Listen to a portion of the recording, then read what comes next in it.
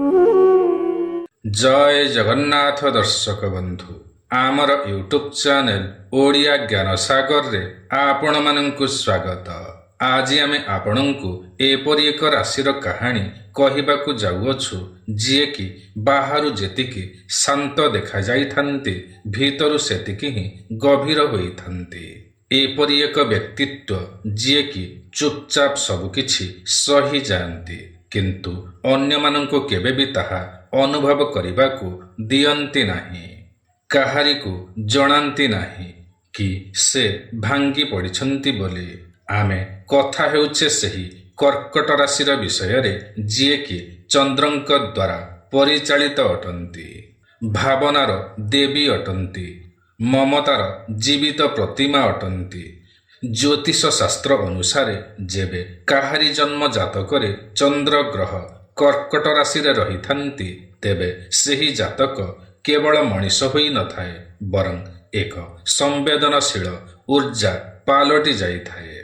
तांकर आत्मा संपर्कर उष्मता सहित बांधी होई जाइथाए ओ तांकर मन एक खोला पुस्तक सदृश समस्त भावकु निज भितरे साइति नेई थाए। किंतु यही संवेदनशीलता तांको पई वरदान होई थाए ना अभिशाप। तेबे यही वीडियो माध्यम रे आमे जानिबा कर्कट राशिर सही गभीरता को जहाँकि सर्वदा समस्तंकर नजर आड़ुआल रे लुचि रही आसीछि। केउ केउ ग्रह माने एमानंक उपरे सबुठारु अधिक प्रभाव पकाई थांती। एमानंक पई केउ बयस सबुठारु कठिन होई थाए एवं जीवन रे एमाने सतरे कण पूर्ण भावरे संतुष्ट होई पारंती। एहा केवल राशिफल नुहे बरं एहा एक अंतर आत्मार यात्रा अटे।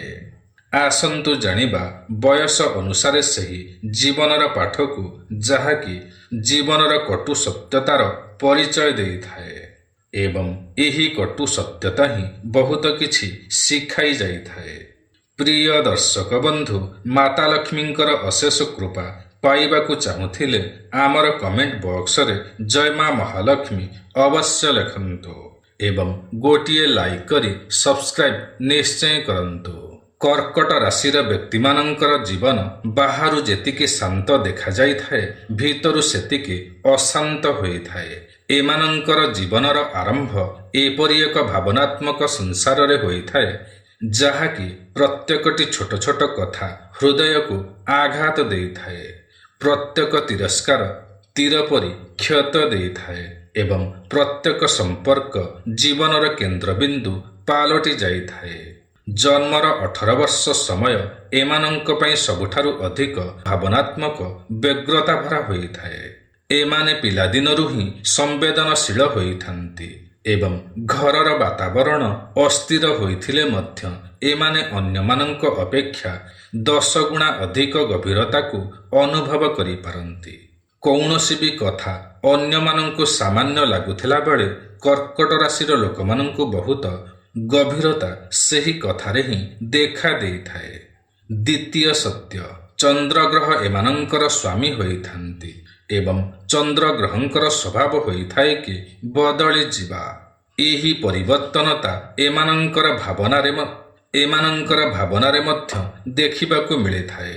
केबे केबे एमाने अत्यधिक प्रसन्न देखा जांती तो पुणी केबे केबे बिना कारण रे बहुत उदास मध्य देखा जांती बा चिंतित व्यस्त विव्रत देखा जांती से पुणी बिना कारण रे।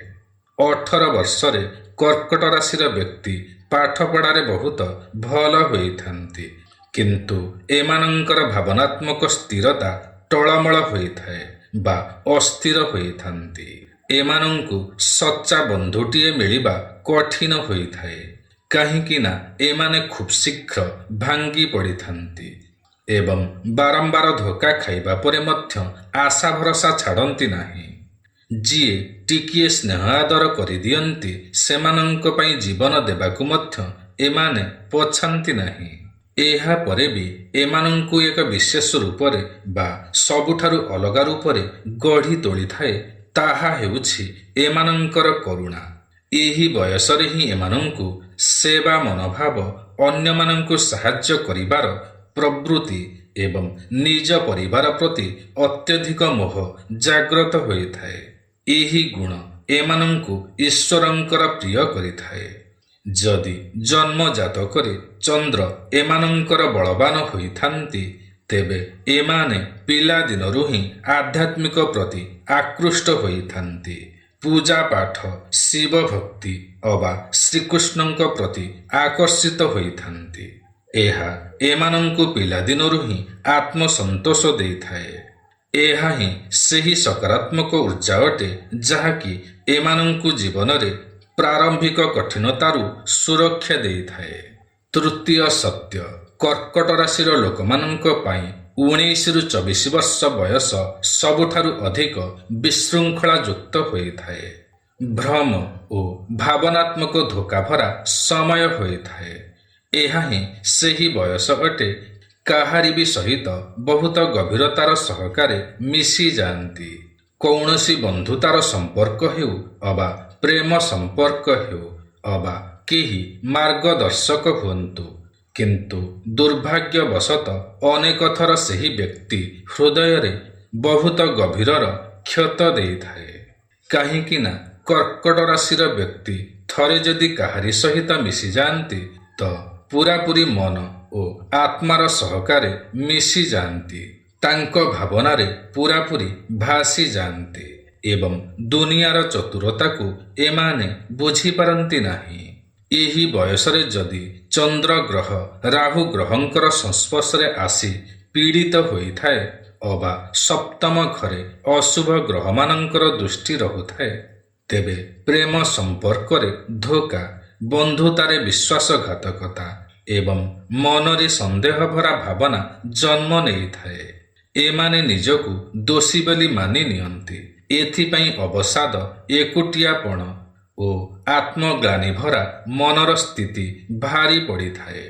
ଅନେକ ଥର ତ ପ୍ରେମରେ ବୁଡ଼ିଯାଇ ଜୀବନର ଜୀବିକା ହରାଇ ବସନ୍ତି ଓ ପରେ ଅନୁତାପ ମଧ୍ୟ କରିଥାନ୍ତି। ସେମାନଙ୍କ ମନ ଭିତରେ ବହୁତ ଗଭୀର ଯନ୍ତ୍ରଣା ଦେଖିବାକୁ ମିଳିଥାଏ। କାହାରି ସହିତ ମିଶିକି ମଧ୍ୟ ଏକୁଟିଆ ହୋଇଗଲା ପରି ଅନୁଭବ ହୋଇଥାଏ। ଚତୁର୍ଥ ସତ୍ୟ, 18ରୁ 24 ବର୍ଷ ବୟସ ଏହା ହିଁ ସେହି ସମୟ ଅଟେ ଯେତେବେଳେ କି କୌଣସି ବିଶେଷ ଗ୍ରହମାନଙ୍କର ଶୁଭସ୍ଥିତି ଆଚମ୍ବିତ ଫଳ ପ୍ରଦାନ କରିଥାନ୍ତି। ଯଦି ଚନ୍ଦ୍ର ଗ୍ରହ ଶୁଭରେ ଥାଆନ୍ତି ଏବଂ ଶୁକ୍ର ଗ୍ରହ ମଜବୁତ ହୋଇଥାନ୍ତି ଅବା ବୃହସ୍ପତି ବଳବାନ ହୋଇଥାନ୍ତି, ତେବେ ଏହି ସମୟରେ ଏମାନେ ନିଜର ସମ୍ବେଦନଶୀଳତାକୁ ରଚନାତ୍ମକତାରେ ବଦଳାଇ ପାରନ୍ତି। ସଙ୍ଗୀତ, ଗୀତ, କବିତା, ଗଳ୍ପ, ନାଟକ, କଳା, କଳାକୃତି, ଅଭିନୟ ଅବା ସାମାଜିକ ସେବା ଭଳି କ୍ଷେତ୍ର ଏମାନଙ୍କ ପାଇଁ ଖୋଲି ଯାଇଥାଏ। ଏମାନେ ନିଜର ଭାବନାକୁ ଉତ୍ସର୍ଗ କରି ଆଗକୁ ବଢ଼ିଥାନ୍ତି ଓ ସେହି ଭାବନା ଏମାନଙ୍କୁ ସମାଜରେ ଏକ ବିଶେଷ ସ୍ଥାନ ଓ ପରିଚୟ ଦେଇଥାଏ। ଏହି ସମୟରେ ଏକ ବହୁତ ସୁନ୍ଦର ଘଟଣାଟିଏ ଘଟିଥାଏ କି କର୍କଟ ରାଶିର ବ୍ୟକ୍ତି ଯେତେ ବି ଭାଙ୍ଗି ପଡ଼ନ୍ତୁ ନା କାହିଁକି, ସେମାନଙ୍କର ଭଲ ଗୁଣ କେବେ ବି ମରିଯାଇ ନଥାଏ। ସେମାନେ ପୁଣି ଥରେ ଶକ୍ତ ହୋଇ ଠିଆ ହେବାକୁ ଇଚ୍ଛା କରିଥାନ୍ତି। ପୁଣି ଥରେ ଭରସା କରିବାକୁ ଲାଗି ପଡ଼ନ୍ତି। ଏହା ହିଁ ଏମାନଙ୍କର ସବୁଠାରୁ ଭଲ ଗୁଣ ହୋଇଥାଏ ଏବଂ ଏହା ଏମାନଙ୍କ ପାଇଁ ସବୁଠାରୁ ବଡ଼ ପରୀକ୍ଷା ମଧ୍ୟ ହୋଇଥାଏ। ଯଦି ଏହି ଅବଧିରେ ଧ୍ୟାନ, ସାଧନା ଅବା ଈଶ୍ୱରଙ୍କ ସହିତ ମିଶିବାକୁ ଚେଷ୍ଟା କରନ୍ତି, ତେବେ ଏମାନଙ୍କର ଆନ୍ତରିକ ଶକ୍ତି ଅନେକ ଗୁଣରେ ବଢ଼ି ଯାଇଥାଏ। ଏହି ବୟସରେ ମିଳିଥିବା ଧୋକା ଏମାନଙ୍କୁ କଠୋର କରିଦେଇପାରେ, କିନ୍ତୁ କର୍କଟ ରାଶିର ବ୍ୟକ୍ତି ଭିତରୁ ଆହୁରି ମଜବୁତ ହୋଇଯାଆନ୍ତି ଓ ନିଜର ଭାବନାତ୍ମକ ଶକ୍ତିକୁ ରକ୍ଷା କବଚ ରୂପେ ବ୍ୟବହାର କରିଥାନ୍ତି। ପଞ୍ଚମ ସତ୍ୟ, 25ରୁ 35 ବର୍ଷ ବୟସ ଭିତରେ କର୍କଟ ରାଶିର ଲୋକେ ସମ୍ପର୍କକୁ ବୁଝିବାକୁ ଚେଷ୍ଟା କରିଥାନ୍ତି, କିନ୍ତୁ ପୂର୍ଣ୍ଣ ଭାବରେ ନୁହେଁ। ଏମାନେ ନିଜର ପ୍ରେମକୁ ପବିତ୍ରତାର ସହକାରେ ପୂଜା କରିଥାନ୍ତି, କିନ୍ତୁ ଦୁନିଆ ଏମାନଙ୍କର ପ୍ରେମକୁ ବୁଝିପାରେ ନାହିଁ। ଏହା ହିଁ ସେହି ବୟସ ଅଟେ ଯେଉଁ ବୟସରେ କି ବିବାହ ପାଇଁ ଚାପ ଏମାନଙ୍କ ଉପରେ ପକାଯାଇଥାଏ। ଯଦି ପ୍ରେମ ସମ୍ପର୍କ ଥାଏ ତେବେ ତାହା ଭାଙ୍ଗି ଯାଇଥାଏ ଅବା ପରିବାରର ସର୍ତ୍ତ ଆଗରେ ତାହା ବଳି ପଡ଼ିଯାଏ। କର୍କଟ ରାଶିର ବ୍ୟକ୍ତି ଏହାକୁ ସହିପାରନ୍ତି ନାହିଁ ଏବଂ ଭିତରୁ ଭିତରୁ ବହୁତ କଷ୍ଟ ପାଇଥାନ୍ତି। ଯଦି ବିବାହ ଏହି ବୟସରେ ହୋଇଥାଏ, ସପ୍ତମ ଅବା ନବମ ଘରେ ରାହୁ କେତୁ ଅବା ଶନି ଗ୍ରହ ସକ୍ରିୟ ହୋଇଥାନ୍ତି, ତେବେ ବୈବାହିକ ଜୀବନରେ ଭାବନାତ୍ମକ ଦୂରତା, ଉପେକ୍ଷା, ଆତ୍ମବଳିଦାନର ପ୍ରକ୍ରିୟା ଆରମ୍ଭ ହୋଇଥାଏ। ଏହି ବୟସରେ ଆର୍ଥିକ ଅସ୍ଥିରତା କର୍କଟ ରାଶି ପାଇଁ ଏକ ବଡ଼ ସମସ୍ୟା ରୂପେ ଦେଖା ଦେଇଥାଏ। ଚନ୍ଦ୍ର ଗ୍ରହ ଯଦି ନୀଚରେ ରହିଥାନ୍ତି ଅବା ରାହୁ କେତୁଙ୍କର ଦ୍ୱାରା ପ୍ରଭାବିତ ହୋଇଥାନ୍ତି, ତେବେ କ୍ୟାରିୟରରେ ବାରମ୍ବାର ଉତ୍ଥାନ ପତନ ଦେଖିବାକୁ ମିଳିଥାଏ ଓ ଏମାନେ ଅନେକ ଥର ଚେଷ୍ଟା କରିଥାନ୍ତି କିନ୍ତୁ ଫଳାଫଳ ଅନ୍ୟକୁ ମିଳିଥାଏ। ଷଷ୍ଠ ସତ୍ୟ, 35 ବର୍ଷରେ ପରିବାରର ବୋଝ, ମାତାପିତାଙ୍କର ଚିନ୍ତା, ସନ୍ତାନମାନଙ୍କର ଚିନ୍ତା ବୟସ ଥାଉ ଥାଉ ଏମାନଙ୍କୁ ବୁଢ଼ା କରିଦେଇଥାଏ। ଖାସ୍ କରି ଯଦି ଚତୁର୍ଥ ଘର ପୀଡ଼ିତ ହୋଇଥାଏ, ତେବେ ମାନସିକ ଶାନ୍ତି ମିଳିବା ବହୁତ କଠିନ ହୋଇପଡ଼େ। ଯଦି ଚନ୍ଦ୍ର ବଳବାନ ହୋଇଥାନ୍ତି, ବୃହସ୍ପତି ସାଥ ଦେଉଥାନ୍ତି ଅବା ବ୍ୟକ୍ତି ସାଧନାରେ ଯୋଗଦାନ ଦିଅନ୍ତି, ତେବେ ଜୀବନ ଚମତ୍କାର ଭାବରେ ବଦଳି ଯାଇପାରେ। ନିଜକୁ ବଦଳାଇ ପାରନ୍ତି, ନିଜର ପରିଚୟ ପୁଣି ଥରେ ଫେରି ପାଆନ୍ତି। ଏକ ଭଲ ଲେଖକ, ଶିକ୍ଷକ, ସମାଜ ସେବା ଆଦି କ୍ଷେତ୍ରରେ ପରିଚୟ ପାଇପାରନ୍ତି। ଯେଉଁମାନେ ଏମାନଙ୍କୁ ଉପେକ୍ଷା କରିଥାନ୍ତି ସେମାନେ ଚକିତ ହୋଇଯାଆନ୍ତି। 25ରୁ 35 ବର୍ଷ ବୟସ ଏମାନଙ୍କ ପାଇଁ ସଂଘର୍ଷର ସମୟ ହୋଇଥାଏ, କିନ୍ତୁ ଏହା ହିଁ ସେହି ସମୟ ଅଟେ ଯେବେ ଏମାନଙ୍କର ଅନ୍ତର ଆତ୍ମା ଏମାନଙ୍କୁ କହିଥାଏ, ଏବେ ତୁମେ ଏକୁଟିଆ ହୋଇଯାଇଛ ସତ, କିନ୍ତୁ ତୁମେ ନିଜକୁ ସମ୍ଭାଳି ପାରିବା ଶିଖିଯାଇଛ। ତୁମେ ଭଙ୍ଗା ହୃଦୟକୁ ନେଇ ମଧ୍ୟ ଆନନ୍ଦିତ ହୋଇପାରିବ। ତୁମେ ନିଜର ଭୁଲକୁ ସୁଧାରି ନୂତନ ରୂପେ ଆରମ୍ଭ କରିପାରିବ। ଏହି ଗୁଣ ଏମାନଙ୍କୁ ସମସ୍ତଙ୍କ ଠାରୁ ବହୁତ ଅଲଗା କରିଥାଏ। ଏମାନେ ଭାବୁକ ହୋଇ ମଧ୍ୟ ସାହସୀ ହୋଇଥାନ୍ତି। ନିଜେ ଭାଙ୍ଗି ପଡ଼ିଥିଲେ ମଧ୍ୟ ଅନ୍ୟକୁ ସାହାରା ଦେଇଥାନ୍ତି। ତେବେ ପ୍ରିୟ ଦର୍ଶକ ବନ୍ଧୁ, ଏହା ତ ଥିଲା କର୍କଟ ରାଶିର 11ଟି ସତ୍ୟ ମଧ୍ୟରୁ ଷଷ୍ଠ ସତ୍ୟ ବା ପ୍ରଥମ ଭାଗ। ଯଦି ଆପଣ ଦ୍ୱିତୀୟ ଭାଗଟି ଜାଣିବାକୁ ଇଚ୍ଛା କରୁଥାନ୍ତି, ତେବେ କମେଣ୍ଟ ବକ୍ସରେ ଦ୍ୱିତୀୟ ଭାଗ ବୋଲି ଲେଖିଦିଅନ୍ତୁ। ଆମେ ନିଶ୍ଚୟ ଚେଷ୍ଟା କରିବୁ ଦ୍ୱିତୀୟ ଭାଗଟି ପୁଣି ଥରେ ଆପଣଙ୍କ ସମ୍ମୁଖକୁ ଆଣିବା ପାଇଁ।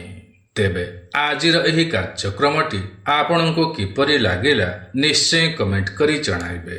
ଯଦି ଆଜିର ଏହି କାର୍ଯ୍ୟକ୍ରମଟି ଆପଣଙ୍କୁ ପସନ୍ଦ ଆସିଥାଏ, ତେବେ ଗୋଟିଏ ଲାଇକ୍ ନିଶ୍ଚୟ କରିବେ।